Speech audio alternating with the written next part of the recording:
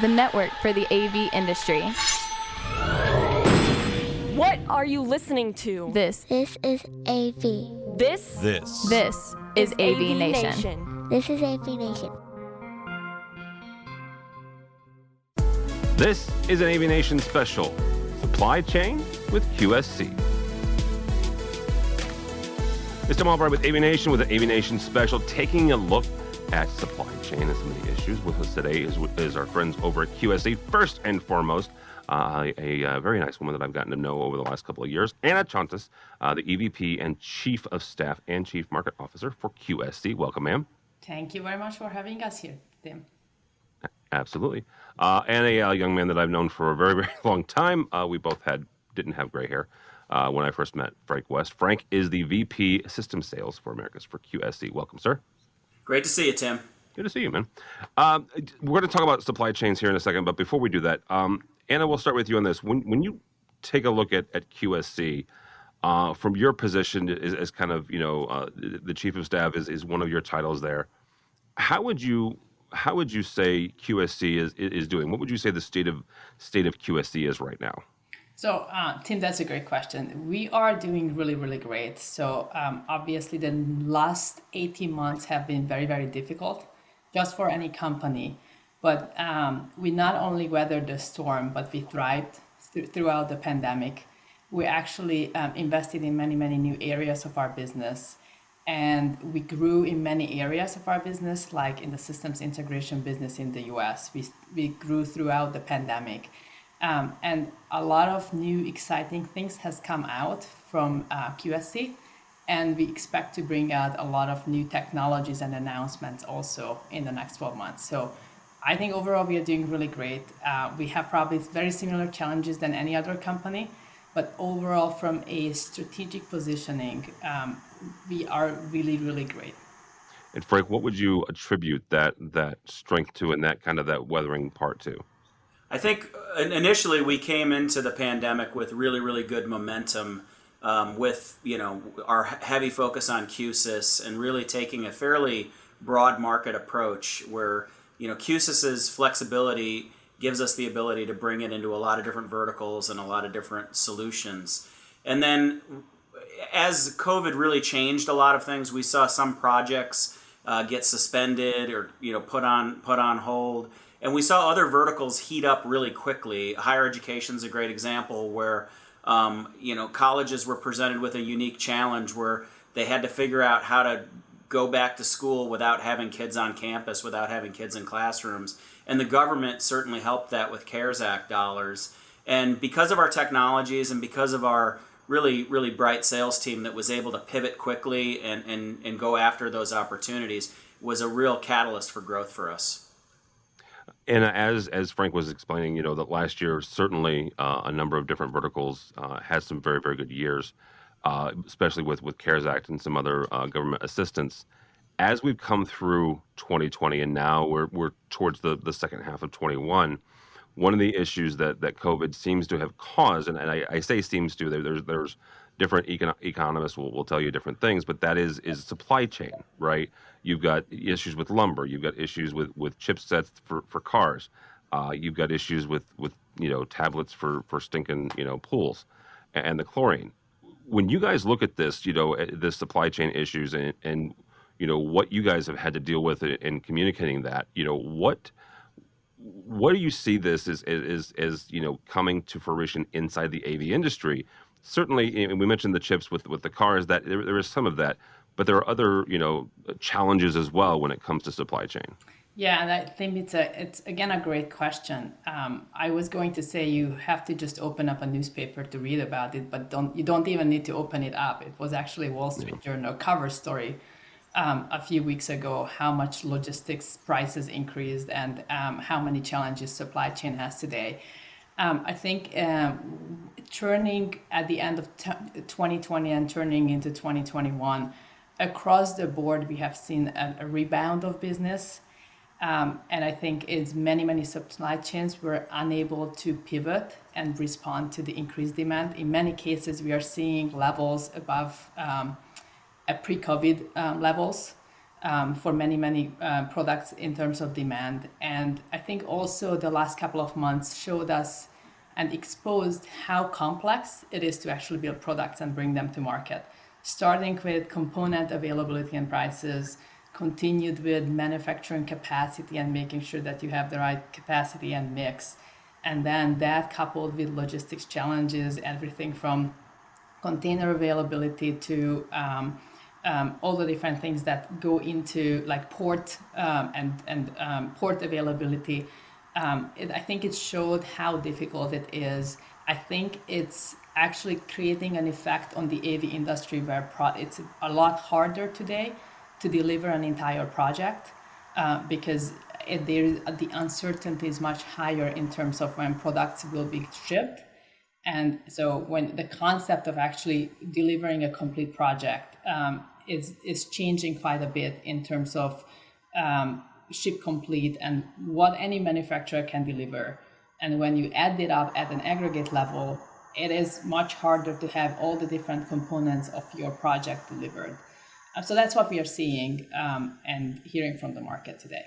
Really quickly, Frank, I'll ask you a question in a second, but and you hit on something there, and it's an interesting kind of behind the scenes, man behind the curtain look into how complex it really is to bring some of these projects or products rather to market. What do you think the integrators, your customers, are going to take away from this experience? Certainly, we will get through this, right? The industry as a whole will get through this. It depends on who you talk to. Some say 6 months, some say a year, some say two. But we will come out of this challenge.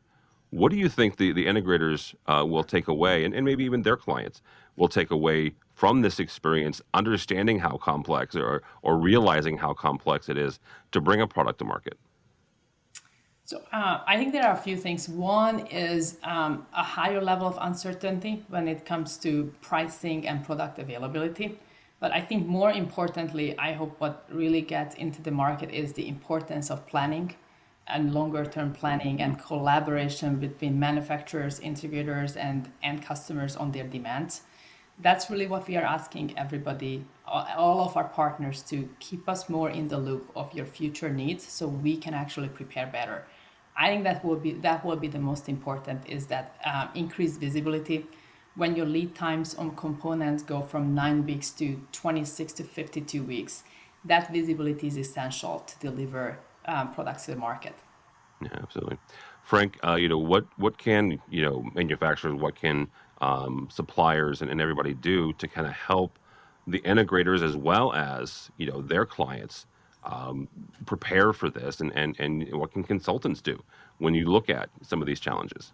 I mean, I think there's a combination of things. When I talk to consultants and integrators, it's more about registering opportunities with us, putting bill of materials into our sales force so that we can actually feed our demand plan and hopefully prioritize allocation off of that too. So like we want to be able to reward people that actually provide us with heads up and visibility.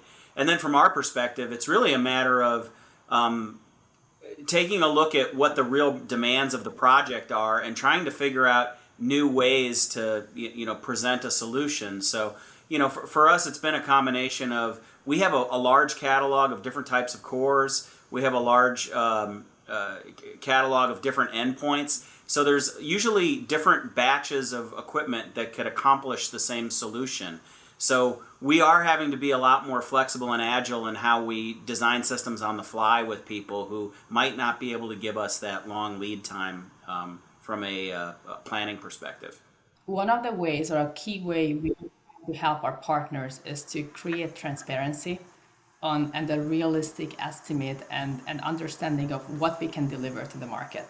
Because that is the most essential information any company, any integrator can work with today, is what can I get today? And it is very complex because there is a lot of changes in our portfolio because of upstream changes from us in supply chain.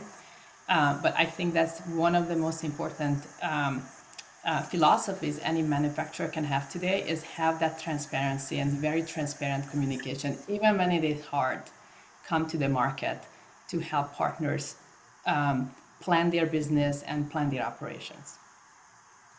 Yeah, absolutely. Frank, you mentioned something there, taking a look at different products in your portfolio.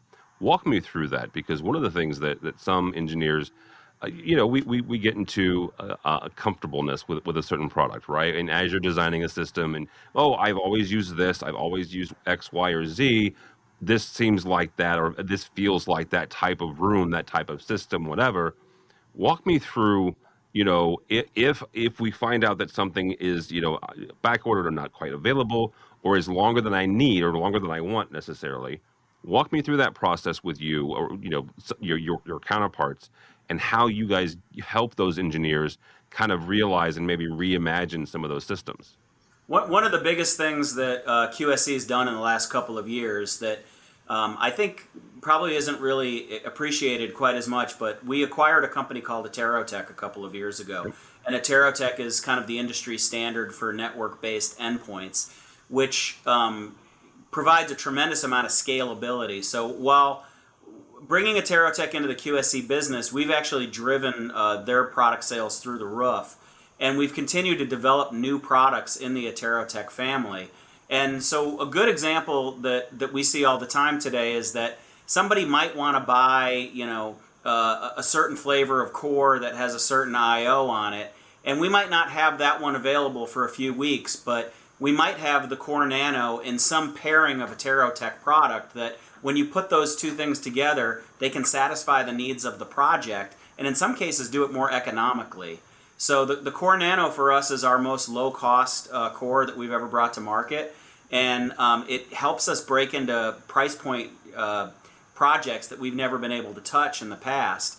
And it does not have I/O, but by pairing it up with some of these awesome Aterotech devices, you can actually put together solutions where maybe I don't need a lot of I/O in the rack, but it's more convenient for me to have the I/O distributed.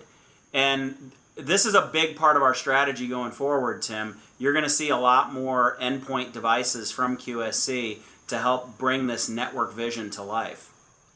That's a longer conversation than we have for today, but there's I got to certainly pee. that.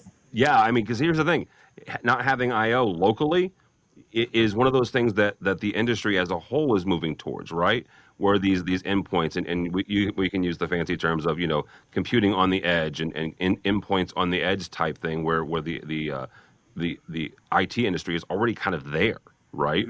Whether that's moving from hardware based to software based systems.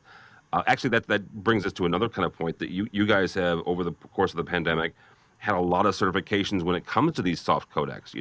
20 years ago, you had hardware-based video conferencing systems. Now you've got software-based ones, and you guys are leveraging the IT infrastructure of the network for things like Teams and Zooms and other certifications.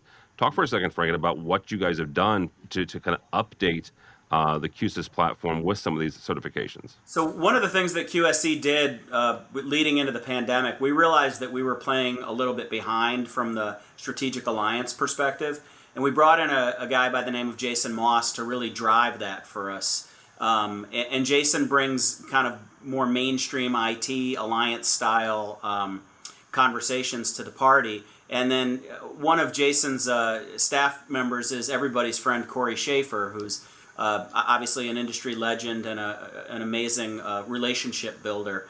But they have really helped us drive the strategy with companies like Microsoft and Zoom. And prior to Jason getting here, QSC did not have any certified solutions with Microsoft. And today we have the largest team certified portfolio in professional AV.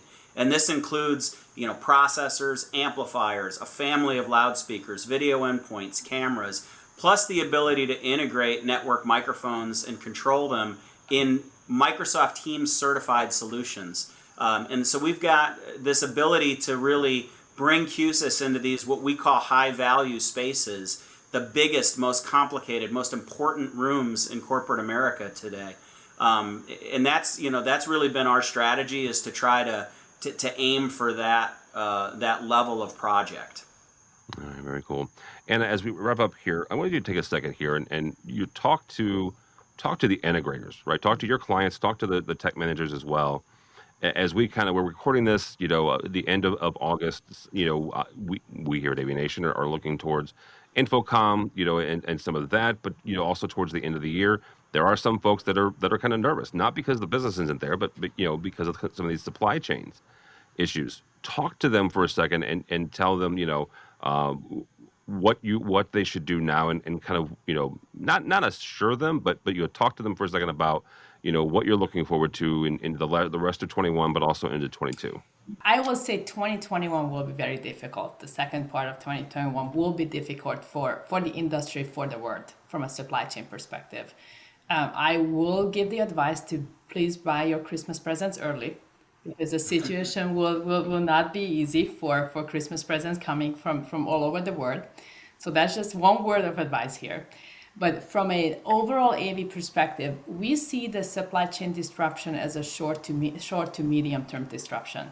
We brought the two small cores, the Core 8F and Nano, to market late last year.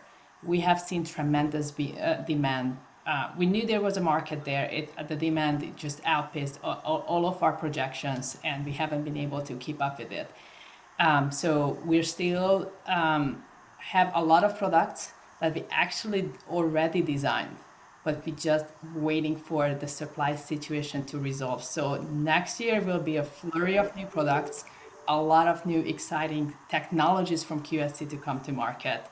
And it will be a very, very exciting year. I actually think 2021, the second part of 2021 will be difficult, challenging. We all have to pull together to work through. We are working through a lot here.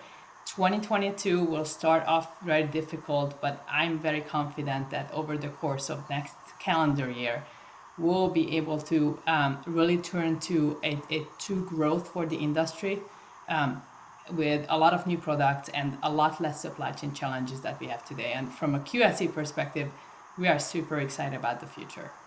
Yeah, and I think for me, it's don't be afraid to over communicate to your key manufacturers, to provide them with information, to constantly get regular updates, because so much of this stuff is so subject to change.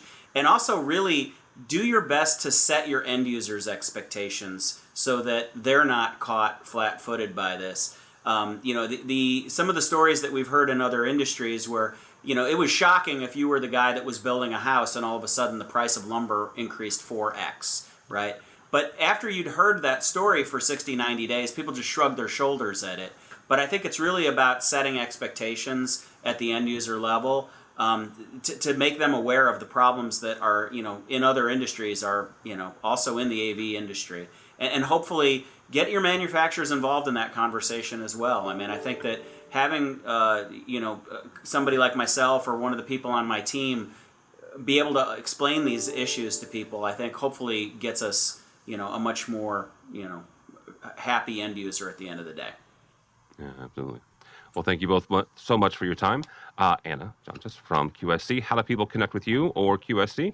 So if you would like to contact us, we have our QSC website, as well as a lot of our social media presence with LinkedIn, Facebook. Yeah. And also I should mention too, we just launched QSC communities recently as well. And that's a great way to just not only interact with people at QSC that are very close to the QSC solution, but a lot of really, really smart power users from all over the world. The best place to start is our QSC website, and it has a lot of different resources, as well as our social media presence on LinkedIn, Twitter, and Facebook.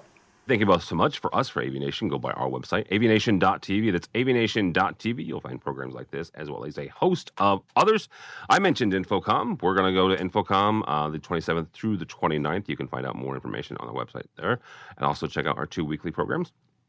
One is called Resi Week, looks at the residential side, and the other one is AV Week, looks at the commercial side of the AV industry. All that and more at avnation.tv. It's avnation.tv.